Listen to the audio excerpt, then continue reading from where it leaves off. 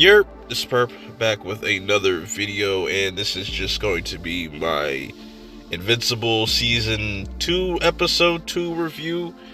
Not a lot going on in this episode, but definitely is teasing things to come that are interesting. There's definitely some things in this episode that I didn't feel like it was necessary to show, but it is what it is. It might tie into something later.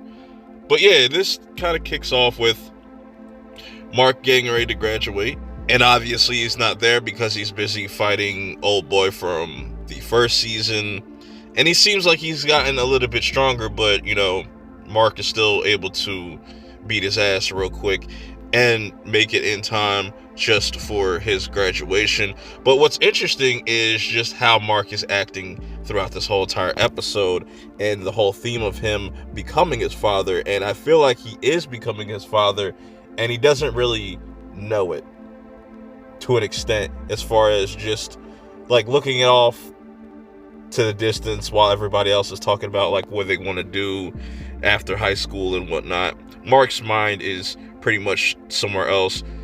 We see Adam Eve. She is out there doing things for Chicago and whatnot, and yeah, it seems like with Amber and what's his face, they kind of have more of a traditional outlook on what they want to do in their future, where Sam and Mark kind of are, their minds are somewhere else, as far as Mark's looking at the bigger picture of things, and that's kind of interesting. And now we get to this kind of Martian thing that they're kind of setting up, that the Martians are getting ready to invade Earth, and there's going to be obviously a conflict, and there's this one guy that's just a Martian, but he's playing like he's human.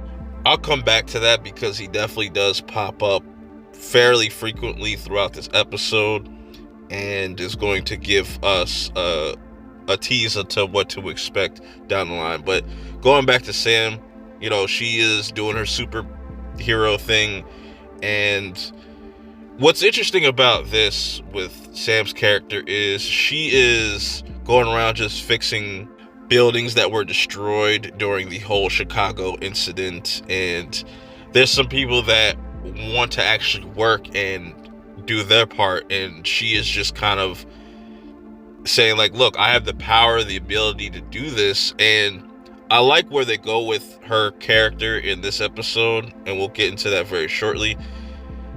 I like just the fact that the events from this first season are still being felt with all these different characters, especially Debbie, how she's just really concerned for Mark. She doesn't want her to go down the same path as her father, but he really just wants to get back to being a superhero, but he can't juggle two things at once. And now, speaking of things that I didn't really care for, or maybe it will tie into something later, maybe they're trying to set up Rex as the next leader or something like that, but Rex, obviously coming back from doing a mission, he tries to go smash on Kate, Duplicate, because she just hears her in the shower with the duplicates, but then come to find out, Immortal is in there smashing the Kates, and that causes like some headbutting. It was just really random. I don't know what the hell that was all for, but going back to the Martian guy, he's being inspired by his fellow Martian, which leads to some interesting things later on in this episode. So stay tuned. We're going to get right to that because I find that kind of interesting as well. But Mark continues to do little missions for Cecil, and this is where we get introduced to our Batman. This was really interesting. This was a really dope kind of scene of, I guess he kind of, what this Batman character did is put a curse over a select part of the city, or a city. And I loved how it looked like Batman the animated series in a lot of frames. And he was just sitting there to just make him stop doing that, and it has some really funny interactions, and Mark really kind of stepping into that villain role, like almost, you know what I'm saying, where he scares the shit out of this character. So that was really cool. I'm curious to see what they're going to do with his character. It seems like a lot of like sidekicks or people that were killed off by Omni-Man kind of stepped up into those roles. So I kind of like that whole theme that's going on in this season. Then we see Debbie pull up on Cecil to kind of chew him out for the whole thing about Mark saying like, you can't take him away from me. But what kind of distracts her is she sees Donald. And Donald, if you remember, he died in the previous season. So how is he still alive? Is it like a Coulson kind of thing? I'm thinking that he's either a cyborg or this is just a clone. You know what I'm saying? And they got some clones going on. I don't know. Shifting things back to Sam, though, because, you know, she is really trying to look out for people and just not knowing what she's doing is like offensive to just normal people. And her dad's just like kind of like really over the top where, you know, she really wants to take care of her family, sees that there's no food in the fridge. She tries to put food in the fridge with her powers and stuff like that. The dad is working at a burger shop and she's just trying to, she is trying to help them, but she's going about it in the wrong way, where she's kind of forcing them to be like, yo, I can literally make anything that you want, but they just want to still keep that human side of themselves. So we'll go back to that because what they do with Sam's character is interesting as well. Back to Mark and Amber real quick. We get a quick scene of them going out on a date or lunch date or something like that. She takes her to Vegas. She thought she was actually going to Paris. He's like, I like how he explains, like, I couldn't get you back after your lunch break in time, because if we were to go that fast, your skin will just peel the fuck off if I was going that fast. So that gets interrupted by Cecil, because Cecil tells Mark that the Atlanteans are kind of pissed about Omni-Man killing their king, and so you have to go down there and make it right. And now we get introduced to like this weird like lizard team, this lizard squad. I don't know if that's like reference to like those hackers. I don't know, but I don't know where they're going with this whole lizard thing. But they send the Guardians out there, and then we get a new whole entire character that he's able to shapeshift and whatnot. And I think they call him the Smith, which is such a fucking such a dumb name.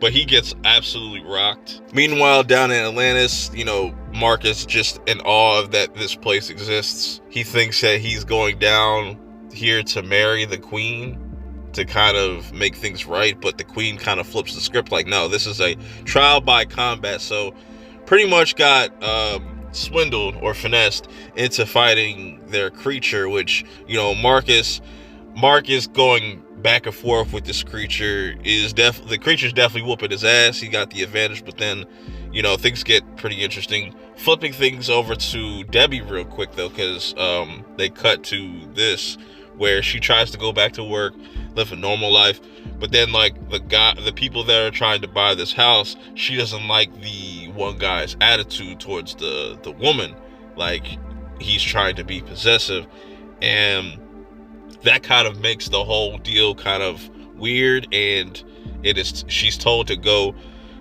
home and, you know, cool off a bit. Going back to Mark, he finally kind of gets his licks in with this creature, because this creature gets loose and starts causing a rampage. Cecil's like, yo, bro, just come back. You know what I'm saying? Don't worry about them. This is on them. He's like, no, I'm not trying to be like my father. I'm trying to be better. And I like that. I like that, you know, Mark is trying to progress as a character and not do what his father did. You know, he's trying to be his own man. Now back to Sam, where, you know, the dad is continuously chewing her out with her actions. He's just really frustrated because he thinks she doesn't understand like the moral point of this and whatnot. And it's fucked up that how he's talking to her, like, you're not even like my daughter, you know what I'm saying? You're just, you know, you're just one of these superheroes. So it's kind of fucked up, but, you know, it's something that, you know, Sam has to kind of realize that, some people just want to still do their normal stuff. They don't want to be handicapped. Mark comes back and sees that Debbie's had a complete breakdown and tries to just comfort her. And you could just tell that everybody is really kind of hurting, trying to live normal lives. But it's just that whole Omni-Man thing kind of fucked everything up. So now we get the Shapesmith. He's kind of getting the lay of the lands of the Guardians and whatnot. And Rex is like, yo, how can you just bring him? Nah, not Rex, but I think it was Rudy that said, like, we don't know nothing about him. So he decides to tell his whole backstory, and then we get kind of glimpses of this character to the right, which this might be the big bad going into the rest of the season. And then the lizard people, whatever, have this whole rally.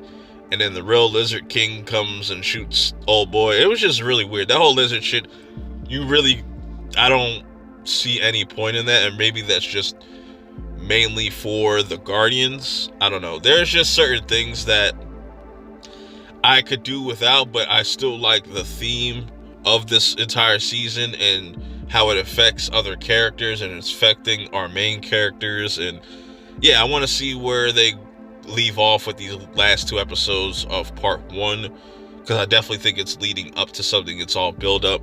Let me know your thoughts and feelings about it in the comments below. Till next time, I'm out. Peace.